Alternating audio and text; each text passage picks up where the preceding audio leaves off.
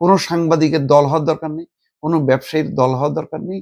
Doctor, engineer সবাইকে যার যার পেশায় থাকে। ব্যবসায়ীদের নিয়ে বেশ ঘন ঘন 2টা অনুষ্ঠান দেখলাম। তারেক রহমানের কাছে গেছেন ব্যবসায়ীরা, আবার আর একটা শোক সভা দেখছি ব্যবসায়ী 18টা সংগঠন। এইরকম শোক সভা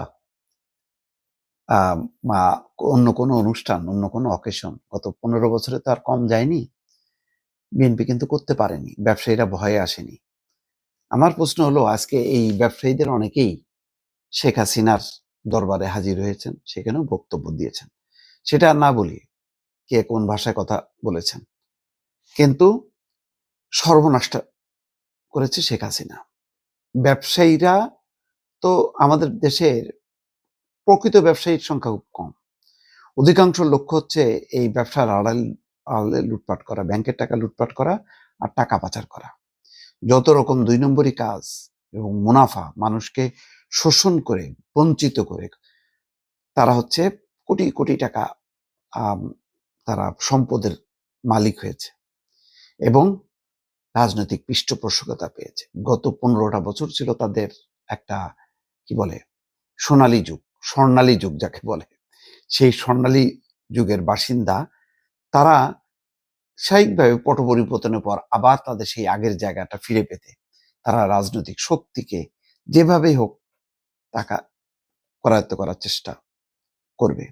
2-একটা গ্রুপ দেখছি যে তারা এখনো লজ্জা ভাঙে নাই, অথবা তাদেরকে বলছে যাচ্ছে পরে, এখন না, এখন আসলেই বিতর্ক হবে। কিন্তু আবার এর মধ্যে অনেকেই ঢুকে পড়ছে। আমার কথা হলো যে ব্যবসায়ী বা এদের ব্যবসা একটা পেশা, চিকিৎসা পেশা, সাংবাদিকতা পেশা। এখন বড় দায়িত্ব কিন্তু বিএনপির। বিএনপি এই সংগঠনগুলোকে কিভাবে হ্যান্ডেল করবে। যদি রাজনৈতিকভাবে ব্যবহার করতে চায়, সর্বনাশ করবে। ব্যবসায়ী অন্য যে কোনো পেশাকে উন্মুক্ত করে দেন দয়া করে। তারা তাদেরকে দলীয়ভাবে ব্যবহার করবেন না। তারা যাতে মুক্তভাবে যে কোনো, ধরেন জামাত ডাকলে জামাতের ওখানেও যাতে যেতে পারে, তাতে যাতে তারা ক্ষুব্ধ না হয়। অন্য যে কোনো দল, আওয়ামী লীগ থাকলে আমি বলতে পারতাম যে আওয়ামী লীগের ওখানেও যাতে যেতে পারে। আওয়ামী লীগ কুক্ষিগত করছিল, এমনভাবে কুক্ষিগত করছে যার বাইরে কারো যাওয়ার উপায় ছিল না। এবং ব্যবসায়ীরা ব্যবসা করতে গেলে আওয়ামী লীগকে ট্যাক্স না দিয়ে থাকতে পারতো না, তাকে দল হইতে হবে, নতুবা সে টিকতে পারবে না। একরামুজ্জামানের কথা মনে পড়ে, বেচারা সারাটা জীবন আরেকে গ্রুপের বিএনপির পারপাসই সার্ভ, প্রবাসী কল্যাণ সম্পাদক ছিল, নিশ্চয়ই দলের পিছনে কোটি কোটি টাকা খরচ করছে।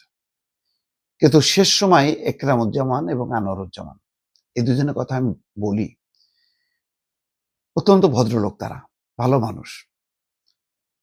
কিন্তু ওই যে শেখ হাসিনা পেঁচাইতে পেঁচাইতে তাদেরকে দুদকের এমন অবস্থা তৈরি করছে, যদি দ্বাদশ জাতীয় সংসদ নির্বাচনের আগে তারা যদি দলে না জয়েন করতে একরামুজ্জামান, তাহলে জেলের মধ্যে ঢুকতে হতো। এখন এই ব্যবসায়ীরা ব্যবসার এত সর্বনাশ ঘটে, জেলে ঢুকবে সম্ভব? তারা রাজনীতি করে সত্য, কিন্তু ওই ধরনের ট্র্যাডিশনাল রাজনীতি না, মূলত ব্যবসায়ী, সেই সাথে রাজনীতি। এখন বিএনপিকে বিবেচনা করতে হবে যে এই ধরনের ব্যবসায়ীকে ছাড় দেওয়া যায় কিনা। যারা টাকা পাচার করছে, মাফিয়া, তাদের ব্যাপারে কঠোর হন, কিন্তু যারা একটু ভুল করছে তাদেরকে ছেড়ে দেন। ছেড়ে দিয়ে, আমি বলছি না যে তাদেরকে দলে নেন, তাদেরকে মুক্ত করে দেন। তারা যাতে ব্যবসার মতন, ব্যবসায়ীরা যাতে ব্যবসায়ীর মতন থাকতে পারে। তারা রাজনৈতিক শক্তির সাথে থাকবে, কিন্তু কোনো দলের সাথে থাকবে না। সব পেশা, ব্যবসা থেকে শুরু করে সব পেশাকে দয়া করে, এই যে ডাক্তারে ট্যাব নিয়ে যে সমস্ত সাতচিপ না কি জানি সব নাম, এই যে দলাদলি ভালো না, শিক্ষকদের নিয়ে দলাদলি ভালো না, ক্ষতি হচ্ছে, রাষ্ট্রের ক্ষতি হচ্ছে। দল মনে করতেছে ওরে বাপরে বাপ, এই যে প্রেস ক্লাবের সাংবাদিকরা দলে দলে আসছে সব আমার, হাসিনাও তাই মনে করছে। এগুলি সময় মতো কোনো কিছুই কাজে লাগে না।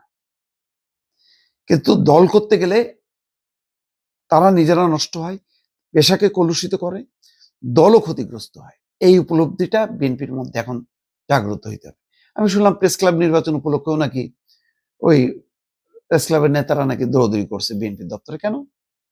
মির্জা ফখরুল ইসলাম আলমগীর পরিষ্কার বলবে যে এটা দলের ব্যাপার না, এটা আপনাদের ব্যাপার, এটা আপনারা সিদ্ধান্ত নেন। আমরা আগে যেগুলি করছি সেগুলি ভুল করছি। হাসিনা ওই চর্চা করে নষ্ট করছে, আমরা আর ওই চর্চার দিকে আমরা যাব না। বলতে হবে, ব্যবসায়ীদেরকে বলতে হবে, ডাক্তারদেরকে বলতে হবে, শক্তভাবে বলতে হবে। বিএনপির অনেক বড় দায়িত্ব। আমি বারবার বলি, এখন একটা মাত্রই গণতান্ত্রিক দল বিএনপি দেশে এক্সিস্ট করে। সে যদি আবার ওই আওয়ামী লীগের মতন যে আসো সব আমার, জাতীয়তাবাদী শক্তি, এই এটা কোনোদিনও হবে না। এটা সুবিধাবাদী শক্তি। সুবিধাবাদী শক্তি কোনোদিন জাতীয়তাবাদী শক্তিও হয় না, গণতান্ত্রিক শক্তি হয় না। এটা লুটেরা শক্তি। সুতরাং ভালো মন্দ যাই হোক না কেন ছেড়ে দেন, আইন কানুনের মাধ্যমে পরিচালিত হোক। কোনো সাংবাদিকের দল হওয়ার দরকার নেই, কোনো ব্যবসায়ীর দল হওয়ার দরকার নেই। ডাক্তার, ইঞ্জিনিয়ার সবাইকে যার যার পেশায় থাকুক, পেশায় থেকে দেশের জন্য কন্ট্রিবিউট করুক। ওটাই হচ্ছে বিএনপি কাজে লাগাবে, দেশের কাজে লাগবে। এই মনোভাবটা ইমপ্লিমেন্ট করতে হবে। আমরা মুখে শুনছি, এখন বাস্তবায়ন দেখতে চাই।